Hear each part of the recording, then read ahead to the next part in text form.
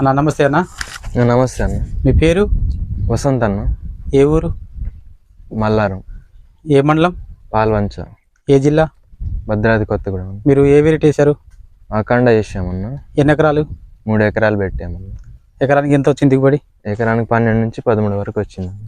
కాయ సైజ్ ఎట్లుంది? కాయ బోల్కా అంటే లావుగా ఉందన్న కాయ. పత్తి తీయడానికి కానీ పచ్చ పురుగు పుచ్చు లేకుండా బాగుందన్న, మంచి దిగుబడి అయితే. మరి వేరే వెరైటీ వేశారా? వేరే వెరైటీ వేసాం కానీ అంత దిగుబడి లేదన్న. మరి పచ్చదోమ తట్టుకుందా? తట్టుకుందన్న, పుచ్చు కూడా అన్నిటికీ. మరి చెట్టుకి ఎన్ని కాయలు ఉన్నాయి? చెట్టుకాయలు 100 నుంచి 150 వరకు ఉందన్న. వచ్చిన సంవత్సరం ఎన్ని ఎకరాలు ఇస్తారు? వచ్చిన సంవత్సరం 5 నుంచి 6 వరకు పెడతామన్న. మరి మీ ఊళ్ళో కూలోళ్ళు పత్తి తీసేటట్లా ఏమన్నారు?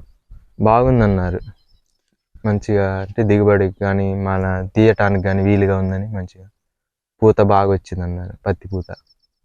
ఓకేనా, మీ తోటి రైతులందరికీ చెప్తారా? చెప్తామన్న, మా తోటి రైతులకు కానీ పక్క వాళ్ళకు కూడా చెప్పి వేసుకోమని చెప్తాం. ఓకే, థ్యాంక్ యూ అన్న. ఓకే, మంచిదన్న.